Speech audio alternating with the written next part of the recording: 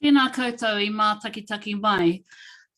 No mai haramai ki tēnei whakawhitiwhiti kōrero. We are pleased to welcome you all to our inclusive Aotearoa collective tāhono webinar series about Tūrangawaewae.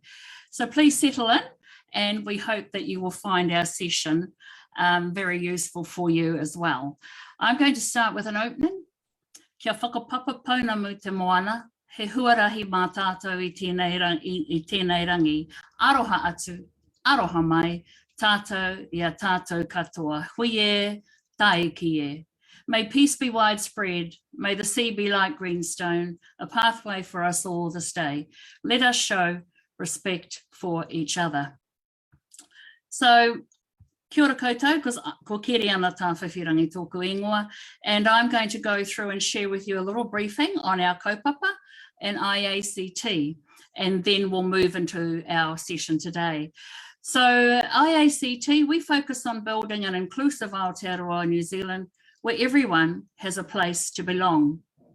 We are advocating for and creating a Te Tiriti-based national strategy for belonging and inclusion based on our collective voices. We also want to help create an Aotearoa New Zealand where there's freedom to thrive, where everyone feels included, understood, valued, appreciated for everything that they bring.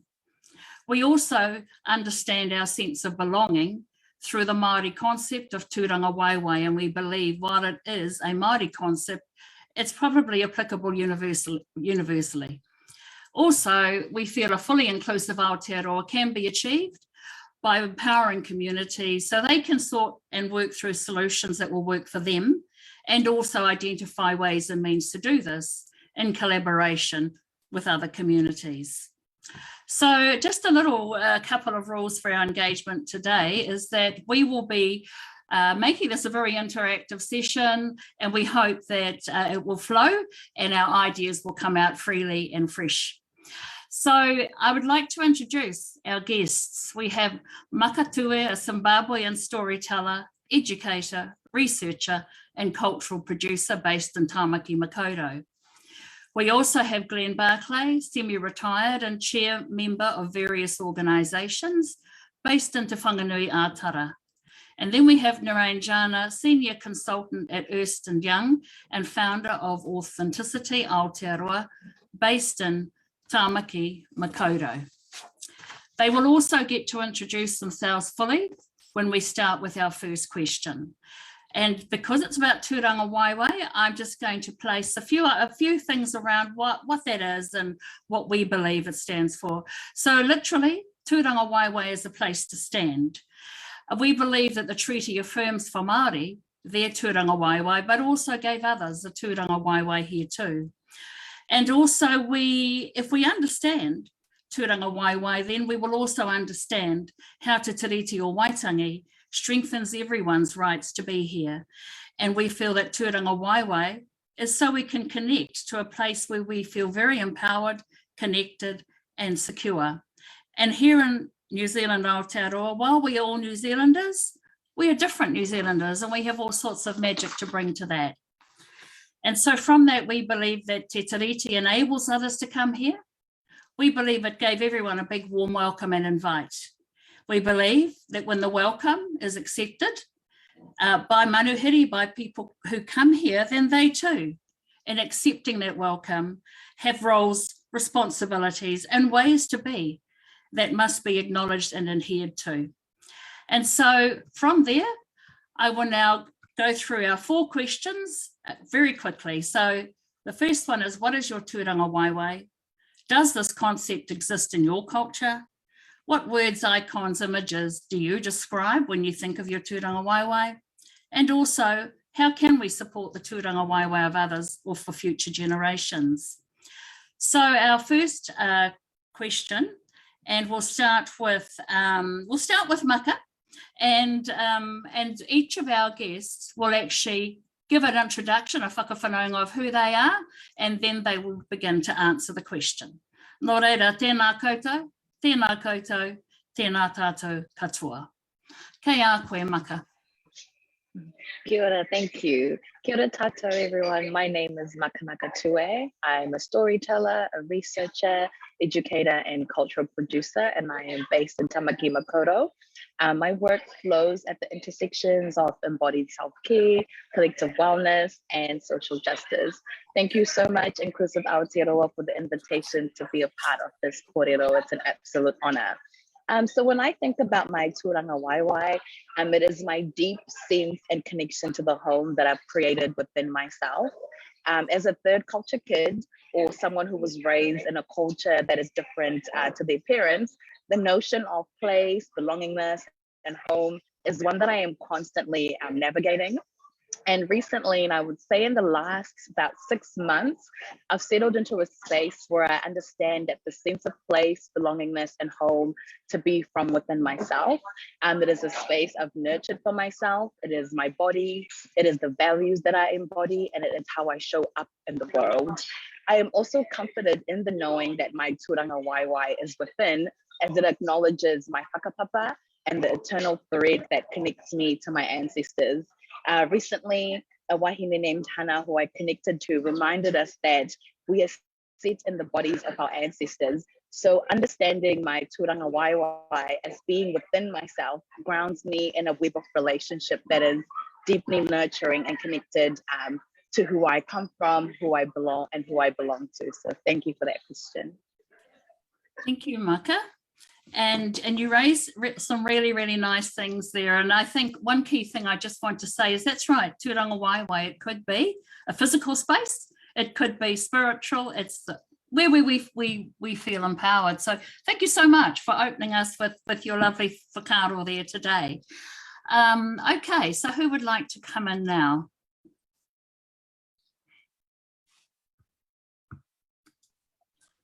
I'll put my hand up. Ko mangarai te maunga, ko Watamatata Moana, ko Bolton te waka, ko Kotiana te iwi, ko Hemi taku papa, rawa ko Beryl taku mama, ko Michelle taku wahine, ko George, Silva me Lydia, aku tamariki, ko Frida taku mokopuna. No tamaki makara hau engari no porirua taku kainga e nai nei, ko Glenn Barclay a hau. So, from my little peppy heart, you'll see that I am a Pākehā New Zealander. I'm fourth generation New Zealander Pākehā in this country. The ship that brought my first ancestors here was the Bolton in 1840 to Wellington on my mother's side. And the Barclay name, James Barclay, jumped ship in 1860s. And ended up down south to Waipanamu. So I've grown up as a white New Zealander in a country in which white New Zealand folks dominated in terms of both in numbers and power. So of course tended to be a bit blind to my own identity, if you like, because you just see yourself reflected back at yourself all over the place. You know, I was always, I guess, a kind of a liberal sort of person, but never really had a real understanding of te tiriti or tangata whenua status or any of that stuff. Until I guess in my early 20s, I went off to the UK, and there was a kind of, like everyone did in those days, because it was about, you know, well, that's just what you did. That's where we came from. So it was still kind of home in a weird sort of way. And really, once I got there, we realized that A, we were white, so we were accepted easily, but also because we didn't fit into the class system in any obvious way, we also didn't quite belong there. That was one aspect of not quite belonging there. There were other cultural aspects to it as well.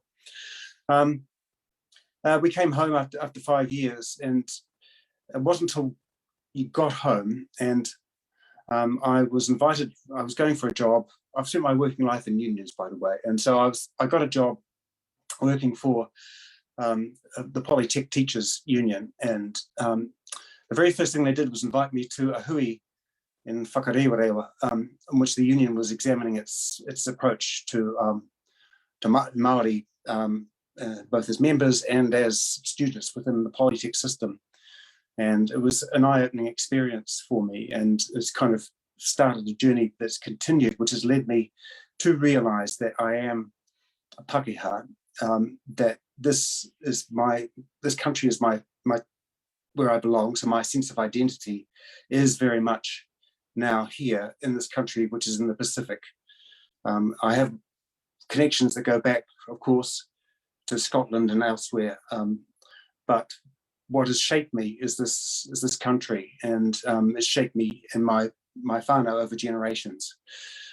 So that's been a kind of awakening for me. So that's like a level of identity. In terms of place, for me, I recognise that it's not necessarily just about a place, but there is also, I've thought about this, I have nothing that's as like, I've heard you describe it, Keriana, your Tūrangawaewae up on the coast.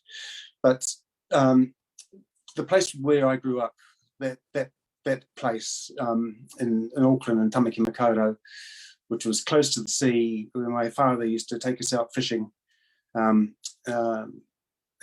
which I hated, but it was. I'm really pleased that we did it, and it was a great place to grow up. There was a park down the road we all played in.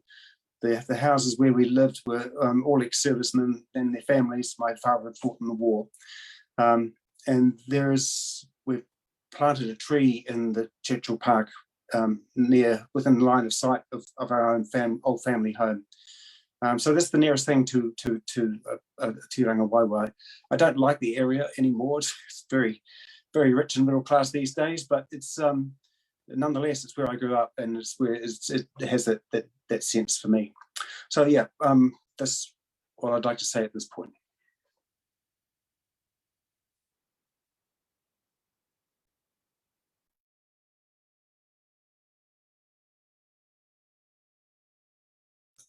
Keriana, you're still on mute. Right. So I think what this shows is that this concept, we all have it. We all link to it in different ways, and I think that's the magic of it as well. So now we will move to Nurain. Kia ora, tātou, assalamu alaikum, ko wādu kandu te moana, he uri ho no kandudu, no huludu, no Male, no Maldives, o ko tipuna e tipu ake au ki Tamaki Makaurau, ko Janah toku whānau, ko Nurain toku ingoa. Kia ora everybody. My whakapapa is to the small island country of the Maldives. I moved here as a teenager, and so a lot of what I feel connected to with the concept of Tūrangawaewae is land and the ocean. So initially I've named my ocean, which is in Mala City, the capital island of the Maldives. Ethnicity wise, we are Indigenous Maldivian, so a lot of the connection and understanding of our identity, and when we talk about the place to belong, it is a lot connected to the land. My mum and dad hail from different parts of the country, so we're really connected to the different types of geography, the different dialects. So across, we have different dialects as well. So it's really about bringing all of that ancestral wisdom into someone now who's a 1.5 generation Kiwi here in Aotearoa on as a Tawhiwhirangi on Māori land, Indigenous land, and really understanding, for me, it's really understanding my own connection and my identity as I've grown up here, but also having that deep respect that we are manuhiri on this land, and being able to respect it and honour tangata whenua and everything that we do, and have that really deep understanding of our link, but also our relationship to tangata whenua as well. That's probably what I'll start off with, but I can go a little bit deeper into how I culturally relate to it as well. And also I am a Muslim woman, so that religion comes into it as well, and how we relate to other human beings as well. Kia ora, Nurain. Thank you all, and I'm going to share a little bit of my tūrangawaewae. But before that, I do just want to refer back to what Nurain said about being Indigenous. And I think for us in Aotearoa, Māori have always been Indigenous. We've always been Indigenous to Aotearoa. And when the treaty was signed in 1840, we then also had citizenship rights. And everyone that comes, that's what they get is those rights, and they are Indigenous too, to where they're from, exactly how Nurain expressed it. So ke te mihi atu ki a koe, Nurain. And my tūrangawaewae, tēnā koutou anō, no Ngāti Porou ahau, ko hikurangi te maunga waiapu te awa, Ngāti Porou te iwi, te taha o tōku māma no Ngāpuhi, no Kahungunu,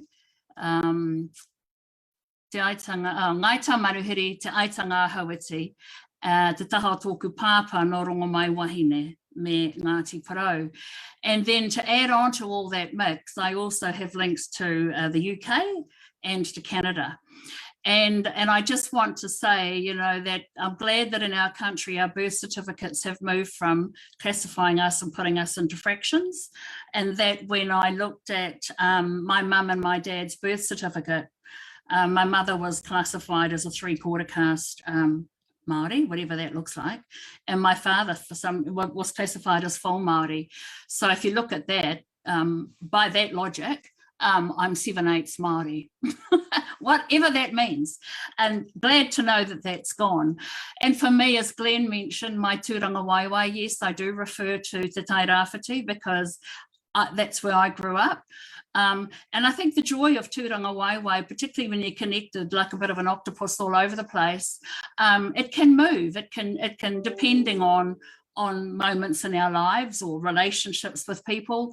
And one of the key places that I always refer to as where I'm from is a place called Tiki Tiki. I've never lived there, but that is where our marae is, that is where the nannies nurtured me, that is where I live sometimes with them, and that will always be the first place that I think of, even though I've lived, where I live in Tolaga Bay for a lot longer. And I really love living in Tolaga Bay and being connected there too. It's funny how those foundation years, the first 14 years of my life, have sort of set me up in terms of how I link. And a big part of me would love my children to immediately link back to Tiki Tiki too. However, they may not. And also their fathers from Whanganui, Te Āti Haunui a Pāpārangi. And so, it's up to them to shift and shape and decide what they will say when they will say it. And what I say is, yes, I have Canadian ancestry. I don't know how to be Canadian, but I tell you what, if I ever go to Canada to where my whanaunga are from over there, you can bet your bottom dollar I'll be putting my Canadian bits and my pepeha first and foremost to make that very strong connection when I am there. And also my younger son, he's going to give us a mokopuna finally, and his partner's Argentinian. So I can't wait to have this Māori, English, Spanish-speaking mokopuna of mine running around causing havoc. So thank you all for your introductions and your thoughts and whakaaro on tūrangawaewae. Our second question, and we don't have to go in the same order of speakers. The next question is, does this concept exist in your culture? And if you can give us a bit of thinking around that, why yes it might, or no it doesn't.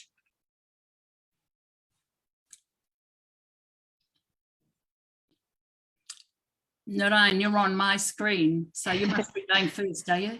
Sure, I can speak to that a little bit, and happy to have questions as I go as well. I think tūrangawaewae is a very familiar concept, and how we describe it. I'll describe it in kind of three ways, and this is initially talking about Maldivian culture and the kind of island life, if you will, if you're imagining the islands, and then thirdly on my religion as well and how we relate to people. So the first one is this idea of home, or we call it ge is the vehi word for it. And the idea of home is not so much as a physical abode, but it's really about the social connection and the connection to family. It's that place where you feel safe. So my little sister, she's in Te Whanganui Atara, and she often, I've we've had conversations, particularly around COVID times, around, where are we allowed to move when there are these lockdowns and things like that. And we've had debates around, actually, there is no concept as we talk about these lockdowns of where home is that physical legal address. But for us, it's really about where your people are and where you feel belonging. So that's, I guess, the first idea is the idea of home and belonging, where you have the strongest social connection for us. And then secondly, I really want to talk about that connection to land and nature. We are ocean people, we're navigators as Maldivian islanders. So we have this real connection to land, the weather patterns, the particular geographies, and how land nurtures us. So as an example, it's the history of our families stick around in that particular land. So as an example, my dad's family is from Huludu Island, which is in the southernmost atoll of the Maldives. But I've never really been there apart from visits. But when we did go visit when I was 12 or 13, and you visited any home on the island itself, and they ask you, which house are you from? And if you name your great-grandfather's house, immediately they recognize you as part of the island and having a home there. And they'll take you around, they'll find landmarks for you, they'll welcome you into their home as if you're part of their own family. So there's this real idea of home tied to that idea of land and place, and that you always are connected to that particular land. And then thirdly, I wanted to touch on religion, and as a Muslim, what really teaches us about that social connection and how we know our standing place in relation to the other, and just the unconditional respect and humanity that we give to each other. So I'm struggling to translate it from my language, but it's the sons of Adam. So any human being that we interact or that we see, the initial respect is just really you as a total human being that deserves full respect and dignity, regardless of social class or anything like that. So those are the ways in which I understand it from both my cultural perspective, but also religious perspective. Thank you. Thank you so much, Nurain. Do any panelists want to ask a question, or if not, we can just move straight to the next speaker? Thank you, Nurain. That was really beautiful. And I really connected with your notions of idea of connection to land. Because when I was thinking about the concept of Tūrangawaewae from like a Zimbabwean perspective. So I was born and raised in Zimbabwe, which is a country in the southern part of Africa. And when we moved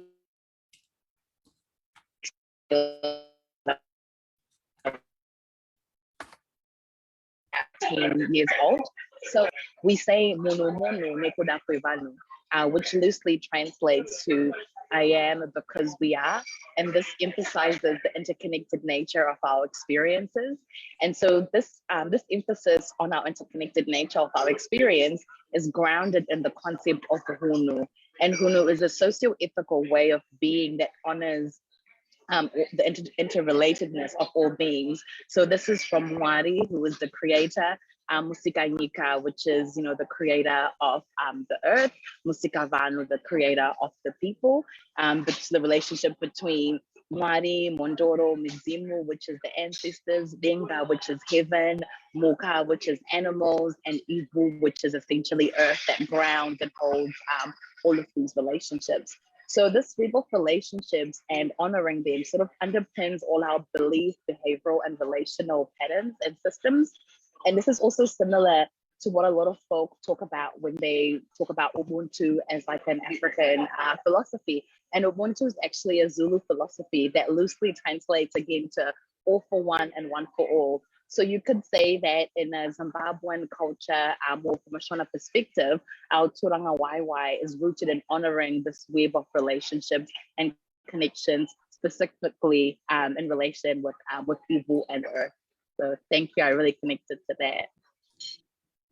Excellent. And thank you, Maka, and also you're making that connection with Nurain's and the similarities there too. What a wonderful way to launch into yours as well.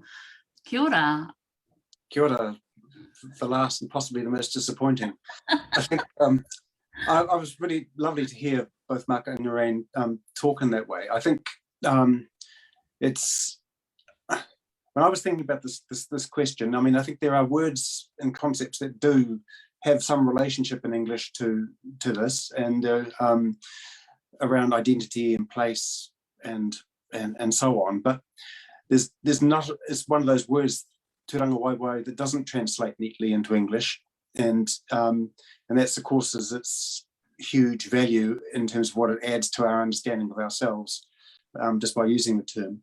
And of course, Pākehā culture has been hugely influenced by Māori culture over the years. And so, in fact, if I was to say, well, what's the word in my culture that describes us, I would use tūrangawaewae, because I don't have an English word that does the job. Having said that, I don't pretend that I've got, in what I was just describing before, a sense of tūrangawaewae as deep as tangata whenua have. But it is nonetheless a concept that is taking root within, for many Pākehā, that's the word that we would use, and that would describe what we understand by it. So that's how I see it, yeah. Kia ora, Glenn, and kia ora koutou. And I'm just reminded too, you know, our IACT team, we've got this book club looking at Mātike Mai, which was, you know, the result of Moana Jackson and Margaret Mutu, and going around and talking to people about self-determination, tino rangatiratanga. And the logo that they have for the Mātike Mai, it's all built on the whole thing of balance, but also the strength and the health of the land. And so I guess, you know, I was just thinking, gosh, okay, then for me as tūrangawaewae, if it's a place to stand, be great if the place that we're standing on is healthy, but that everything else comes from that if that isn't healthy, you know, then perhaps what comes from it may not be. And so with Mātike Mai, it certainly has the whenua and the strength and the health of that, and everything coming in off that right up into the heavens. But there is also that strong sense of balance all the way through it. It's an amazing logo, and it's the one that they actually gave over to Rangatahi to design based on the whakaaro essence of what they found as they went around the country talking to people about this. So thank you all. Are there any comments or any questions that any of you would have or of each other so far? Because we're halfway through. Is there anyone who would like to just have a further whakaaro, comment, question? I'll just add something that has come up for me when you said around, you know, that tūrangawaewae comes from the health of the land. I'm obviously from a small island country that's at risk from climate change. So there is that real sense that we might lose that identity because of what's going on in the world. So I was just pondering that. So I thought I would add that to the kōrero. Thank you, Nurain. Yes, well, we'll how about Maka? Glenn, did you have any questions or comments for? No? Okay, well, let's move on to our next question. And this sort of talks about, you know, when you think of your tūrangawaewae, when you describe your tūrangawaewae, what images, what words, what icons do you use to describe it? And as a quick example, I guess, you know, for us, for me, in Ngāti Pro, we talk often about ko hikurangi te maunga, and when my children were young, you know, and if they saw the clouds over Hikurangi, they thought, crikey, it is high, all right, because look, it's right up to where the clouds are. And then, of course, my husband's from over in Ruapehu, where Mount Ruapehu is, that's his maunga. And I remember when my little one looked out the window, and I jokingly said, there's your dad's maunga. Is it as big, you know, leading question, is it as big as Hikurangi? And my baby pulled his thumb out of his mouth, he looked at it, he went, oh, it's nearly. Well, my mother-in-law wasn't that impressed, because Hikurangi alongside Ruapehu is a mere little stone, really. So it's all about what we conjure it up to be, and its importance of this iconic or image. So I just placed that there for a bit of a giggle to get us warmed up into the next part. So maybe if we start with you, Glenn. I don't think you've started us off yet, have you, Glenn? I haven't. Yeah, look, so when I reflect back on what I was saying in the first answer to the first question, what are the words?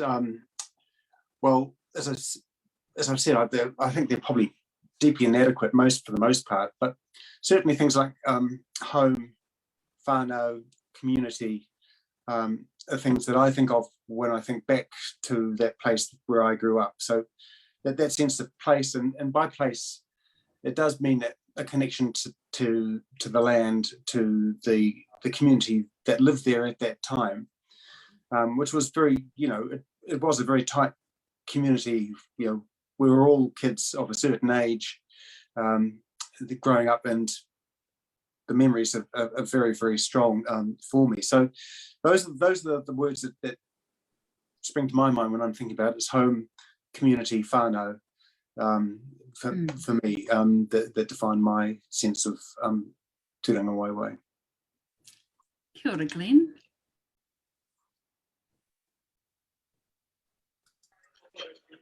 I'll share next.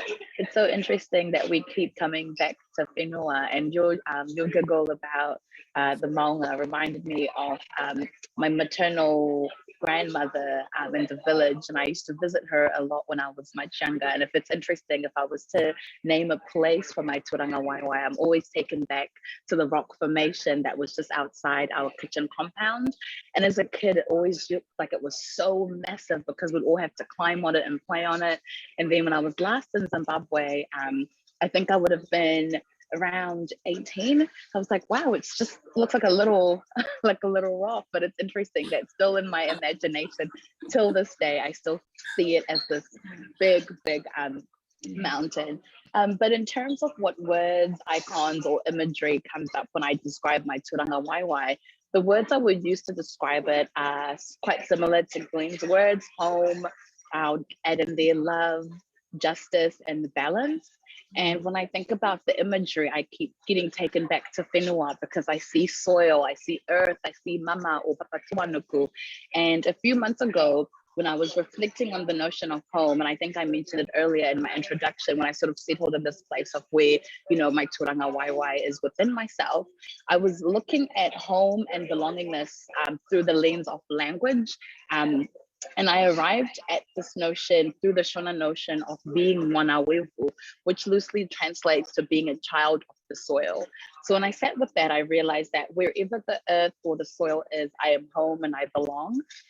And also in saying that realization also solidified my duty to be in solidarity with tangata whenua as kaitiaki of this whenua, and that wherever I go where there are Indigenous people, to honor that duty. So it's so interesting that throughout these conversations that we're having, we keep coming back to whenua, earth and soil. So, kia ora. Kia ora, Maka. Over to you, Nurain. I think the ideas are very similar. When I first think of Tūrangawaewae, I definitely think of home and the kind of clear crystal waters that you see, but also the ways in which the land nurtures us. So I grew up in my mum's house, which was my granddad's home that he built with limestone, so coral limestone. So and then we also had a palm tree in the house. So there's all these ways in which nature actually nurtures us. So that's a real connection, and how even now when I'm most distressed, all I need is to go to the beach and to feel the sand and the ocean and the salt water, and that calms me down and connects me in a way that nothing else does. But then to have that perspective, like Maka just said, to have that perspective of yes, there is this interconnected globalness of the ocean. It's the ocean is the ocean wherever we are, but also understanding that we are on the land of tangata whenua and honouring it from that place of it is nurturing me here, but then honouring it and being able to safeguard it and stand alongside tangata whenua and protecting and nurturing that whenua as well. So a lot of the imagery is from the Maldives, but because I've grown up here, particularly in Tamaki Makaurau, a lot of what I think about is all the coastlines in Tamaki Makaurau, particularly where I am, which is in Pānau, Ngāti Whātua Ōrākei land, but also a lot of the places that I've hiked around West Auckland and the Waitakere Ranges as well, and the whenua that's kind of nurtured me here in my second home as well, and what that's given me in terms of the mental and spiritual guidance from that as well. Kia ora, Nurain. And thank you all again for your whakaaro. I just want to reflect on the kaitiakitanga and how we do that in our roles and responsibilities. I'm not a gardener. You know, I wish I could feel it and do it. I'm just not. So I pay someone to come. But I think it is about finding, for me personally, and for my children and Māori, it will be about how we demonstrate that responsibility. And there are different ways of doing it. Okay, I don't like touching dirt and getting dirty, but it's so what do I have that can contribute? And at the moment, my way of doing it is I'm now on land blocks, you know, trusts and things like that.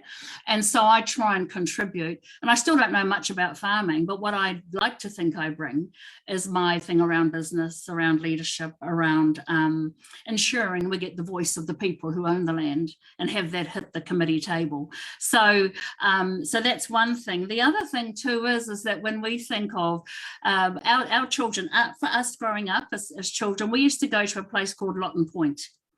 And it's where at Lawton Point, I'm named after a kuia from there called Keriana tūpaia. Now, I don't remember her because she died when I was about 1, but my parents went and they placed me in her lap when I was not many days old and told her that I would be named after her. And so we always had this connect to Pōtaka, to the beach there, to Lawton Point. And so every time we get friends or my son's partners come back, if we're going to take them on a tiki tour, that's where we start, up at Pōtaka, just past Hicks Bay. We go to the beach, and then we go to Waihirere waterfall in Hicks Bay. And in the paddock leading to the waterfall is the chimney. And that's what remains from the home my mum lived in. And it burnt down. And so when my children were little, we always used to go and squeeze into it and get a photo. And then we'd go to the waterfall and touch the water, you know, just to do things like that. And then in Hicks Bay, we'd go down to a river. And it was where my children learnt to dive and things. And no matter what the weather is, we sort of trick anyone else we take. We say, no, that's the rule. Doesn't matter if it's raining or cold, you've got to have a swim. And they get in, even if just for 5 seconds. So I think it's all those kind of connections, places of the heart, places of the memories, places of the ongoing memories. And I think that, and also there is a responsibility on us to maintain those. And then now we also have another place out towards, it's always been there, but we're making more of a connect, and that's out towards the East Coast Lighthouse. We have a patch there on the beach, and I don't know, every time I go there, I just feel so at peace, you know. And for me, the sea, wherever it may be, if I want some healing and I want my feet have got to touch the water. And so that's something that I think, again, we seem to have a universal, a collective connect to the land, the sea. So ka nui te mihi, and we'll progress on when I sort of can find out. Okay, so our final question that we have is, I know that's, you know, we've actually worked with groups and they say, oh, I don't know what my tūrangawaewae is. How am I, you know, I'm not sure what that is, or I don't fully understand.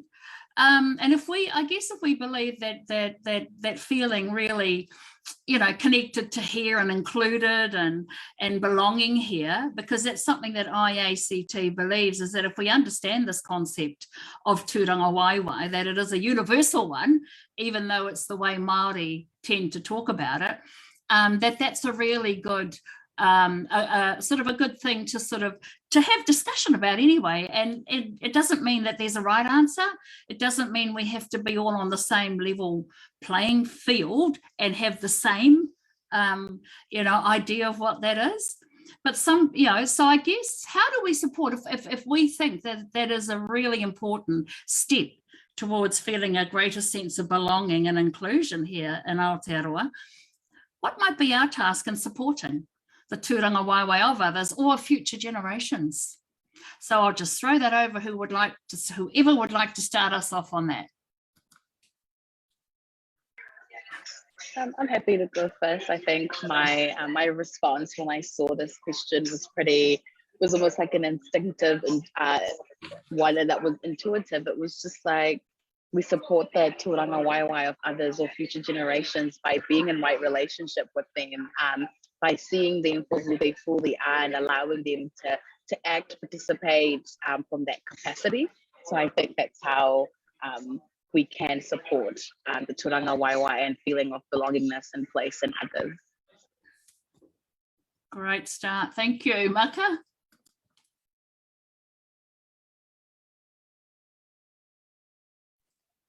I'll go next. I think it's possibly about learning each other's stories or learning others' stories. And I say that again from the perspective of a Pākehā New Zealander, because for so long, as I said at the beginning, in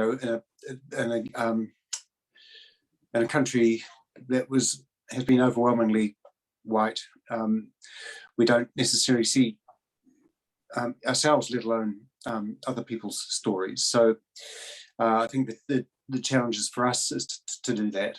And when I think about opportunities, one of those is through the new histories curriculum coming into schools, which I think will open up the possibility for those kind of conversations to occur, particularly when schools have to think about what's happened in their own areas and reflect what's happened in those communities.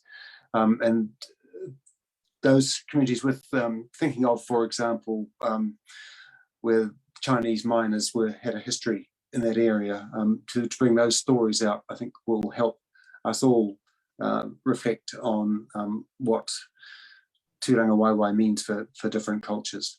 And I think it's beholden on Pākehā as the dominant culture to do a bit more listening. Kia ora, thank you, Glenn. Yes, the New Zealand Histories curriculum, even in some of as I'm moving around at the moment with different groups, that has come up a lot about, hooray, at long last, we're going to have our stories, we're going to have, that kind of, and then with that hope, it starts to fade again when they think, oh, but who's going to do it? So we have to have faith and trust in the whole thing. Kia ora, Glenn. Nurain. When I think about the future generations, I often think about my own journey, and I coach and mentor quite a lot of young women in particular from diverse backgrounds who either they do remember the culture that they've moved here from and made Aotearoa their adopted home, or they're just growing up here, but they have this sense of difference. And a lot of the time when I first moved here, I spent so much of my time trying to assimilate and trying to run as far away as I could from my true tūrangawaewae and kind of to hide a lot of that difference. And it didn't matter, I've come to understand that it didn't matter however much I tried to hide it, because that I knew, and so that didn't let me truly feel like I belonged, even no matter how far I assimilated or how much I sounded with a Kiwi accent or whatever it was, it didn't help. And so in terms of supporting the next generation, I think it's really this understanding and acceptance and celebration of our tūrangawaewae. It's knowing that we don't have to adopt, the placeholders or landmarks in Aotearoa when we do have these beautiful stories, and not to run away from them. We might have stories and connections in tūrangawaewae in adopted homes for those of us who have ancestry elsewhere, but it's also really celebrating the richness of that journey for each of us, and making sure that it's valid and accepted and celebrated, and people feel safe to embrace that and share those stories in Aotearoa, and building a society where we don't have to kind of hide the fact that we are different, and actually that brings that magic, as you so beautifully put it, Keriana, at the start of this kōrero, and just really understanding that. And also, I suppose that going back to your comment, Glenn, understanding the history does make a difference, because I was researching a while ago when Islam first arrived in New Zealand, and we're a small population of Muslims in New Zealand, but I was quite surprised we had the first Muslims in New Zealand in 1769.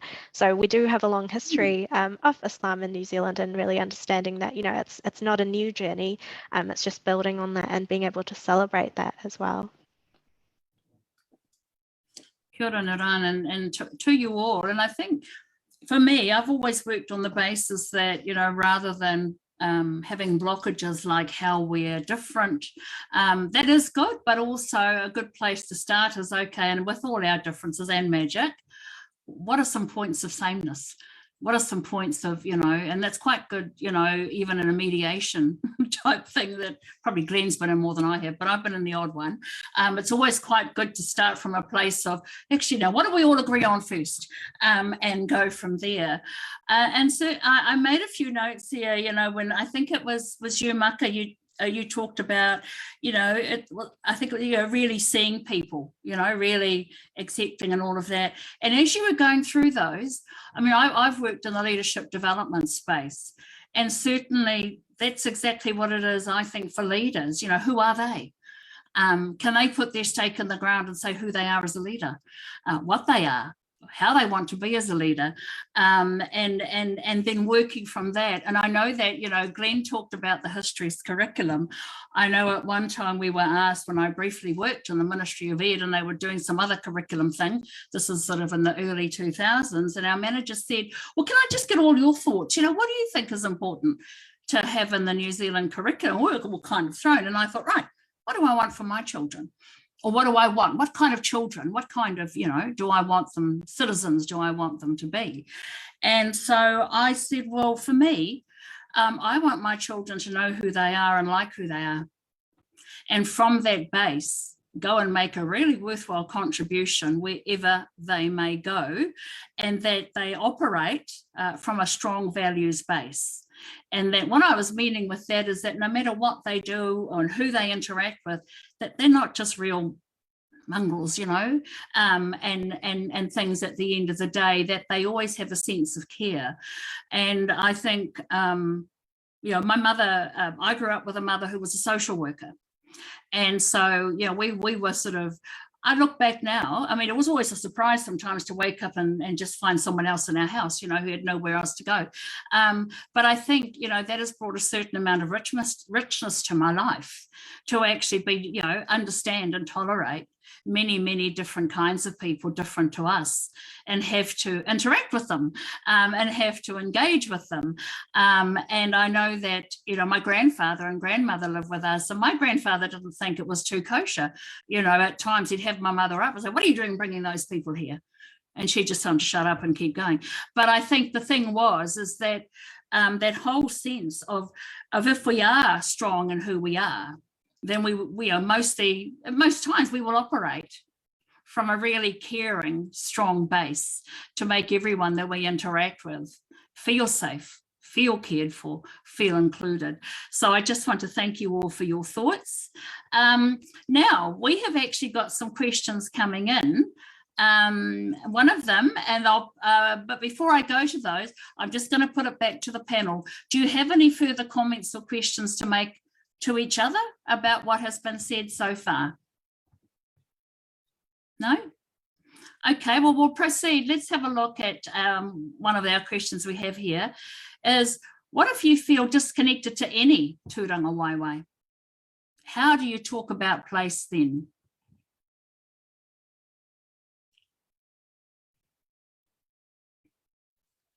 I'm guessing,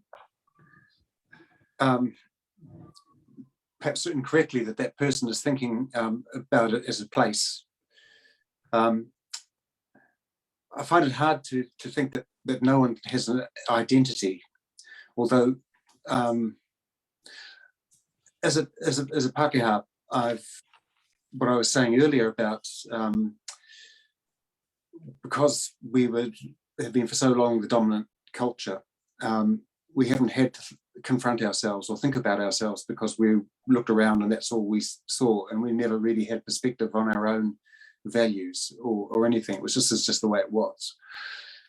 So there's an element of that to it, I guess. I think I find it very hard that if people actually stopped and took the time to think and look back, to say that there wouldn't be a sense of identity, a sense of place. I mean, I've known a few people who've lived internationally. They've got international families, their kids live all over the place, and I sometimes wonder what their sense of tūrangawaewae might be. But it's really, when I listen to people like Nurain and Maka, then I can see that it's quite possible for people to have really strongly developed sense of tūrangawaewae in spite of that. So I struggle a little bit with the question because I'm not quite sure. Mm. If they mean a place, well, possibly, but obviously we know that the concept means much more than that. Mm. Thank you, Glenn, for your whakaaro. Do either of our other panelists want to have a comment, make a comment about that? Maka. Yeah. Thank you so much to whoever asked that question. I really resonated with it because I kind of went through a similar journey. I'd always felt really connected to Zimbabwe and place and everything else. But as I got older and I came out as a queer, African woman, and some of our cultures do see, homosexuality as being, culturally and religiously like an issue. I had to sit with myself and realize that a lot of my relationships that I had grown up with and a lot of the memories that I had in Zimbabwe would now be sort of frozen in place and will never be the same again because of that characteristic.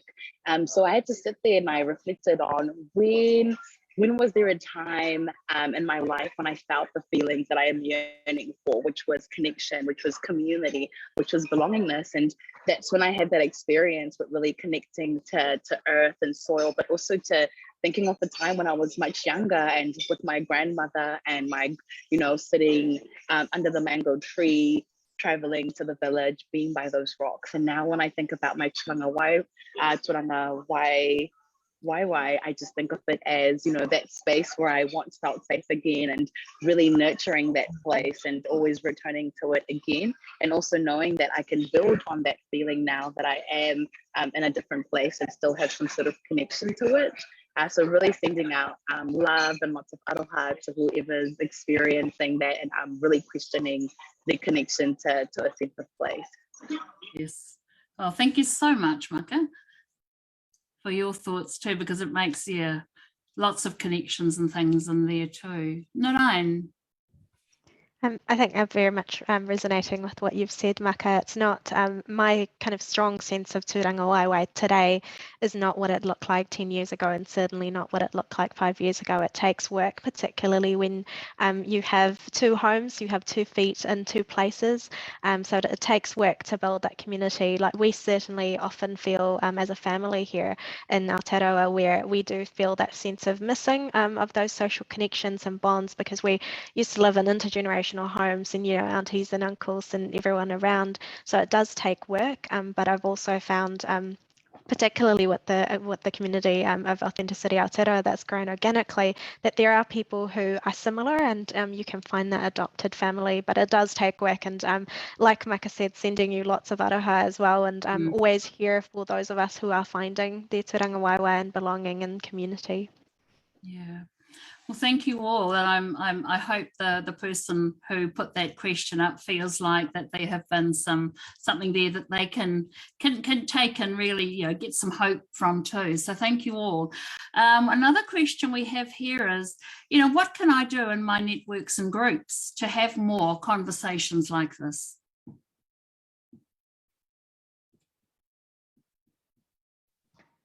So something very simple that I do, and this started, I'll be very honest, this started as I was going through a really bad breakup. I started writing love letters to myself, and then I adapted that to say, write a love letter to myself, but using my cultural heritage, my tūrangawaewae, as the centerpiece, and how do I feel about that? And sometimes it can feel a bit contrived, but it's about exploring that. So I think when you're having conversations in groups, that's an exercise I do, particularly with young people, because they feel a bit giggly when you say write a love letter to yourself, so it's a little bit fun, but also a really short exercise to do as well. What a lovely whakaaro. Thank you, Nurain. He whakaaro anō, Maka, Glenn? I think a good place to start with conversations is something that I like to do when I get a group of people together for the first time, is sort of ask what everyone's name is, whom they were named by, if they know what their name means, and sort of like start asking those questions in threads that offer points of connection. And then from name, you can travel down to, what's your connection to Aotearoa, New Zealand? How did you get here? And you can just slowly start to ask questions amongst your friend group. You can do it over dinner, you can do it over lunch, you can do it over Zoom sessions, and it can just be a point of connection. So seeking what our names are, what they mean, where they come from, how what our connection to Aotearoa is and everything else. Yeah. Kia ora, Maka. Wonderful whakaaro there too. Glenn. Look, I'd like to agree with Maka. I think, again, our traditional way of greeting and meeting people is to ask what they do. That's the good old Pākehā way, and you know, that's got its place, but it is pretty narrowly defining someone in terms of their work, and they normally mean paid work when they ask the question as well. They don't mean all the other work that goes on that primarily women do. So yeah, I think it's a matter for us to kind of train ourselves a bit to think differently about those questions, how we inquire of people about who they genuinely are, and who the connections are that you might have in common that are not to do with work. But it's a kind of bit of a self-training thing, given decades of enculturation around asking what people do. Yeah. Well, thank you all for your whakaaro. And another bit of humour here. You know, my mother, when she came to Wellington and she was working with these people, they said to her, how many, you know, what degree do you have, or something, or how many do you have? I can't remember how dopey the question was, but she said, I have 6. And they went, oh, what? She said, yeah, I have 6. She said, I've got 6 children, she said. And so that's what I have. Those are my qualifications, she said. And the fact that I can manage a house, manage my husband and manage my job, that gives me pretty good step up in terms of qualifications.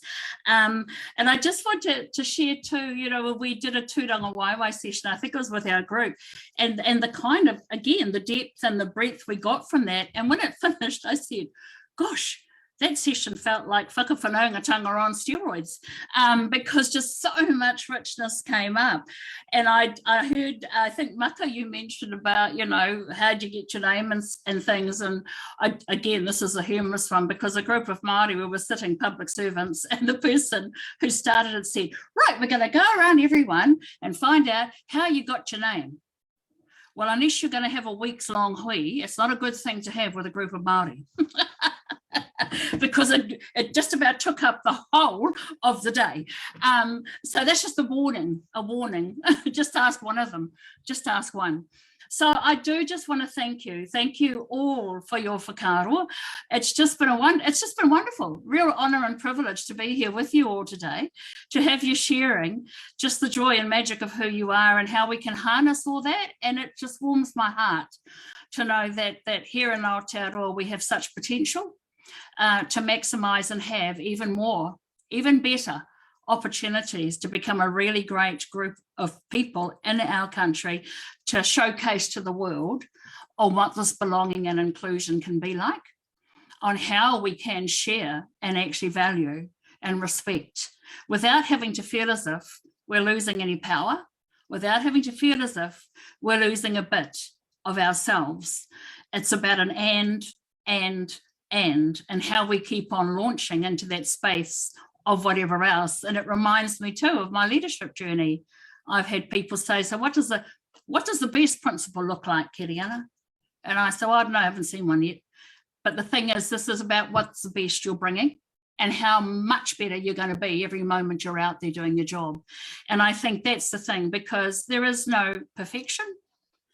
Because see, look, I've spoken to all of you today. If I thought I was perfect before I met you all, I've got many more wonderful ways now to be even more perfect moving forward.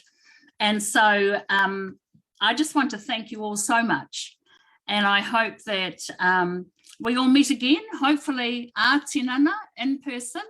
And I just want to thank you all again for coming in and giving us your time today to share your thoughts. And I think something that I will always think about is when we come across such joy and such diversity, our only thought should be about how to harness that all and make it work for something better. And I'm going to end today. I did have something else, but I want to end with this whakaaro. And that has come from, before I do that, there is another topic. I'm just reading my notes. There is another one of these on the 8th of April. All right, so let your networks know to watch or put their hand up to come in on it. What I'm going to end with today is a whakaaro from Rose Pere. And I always remember something she said is that we are all born super wonderful and excellent. We all stand in our own mana. We all have our own power. And therefore, anyone else who interacts with us should only have one thing on their minds. And it's how to enhance what we bring, what we start with. And I think that's just a wonderful whakaaro, that if every time we meet someone, our only purpose is to add some richness and have them walk away from us, truly believing that we have left something there in that meeting of that time that will actually be of some benefit to them and to us as we move forward into the world. So that's my ending whakaaro for our session today. And I just want to thank you again and hope we all meet sometime soon. Ka nui te mihi, ka nui te aroha kia koutou, but also to all of you who found time and made time to sit in and watch and hear the joys and magic of our panelists here today. Kia ora koutou.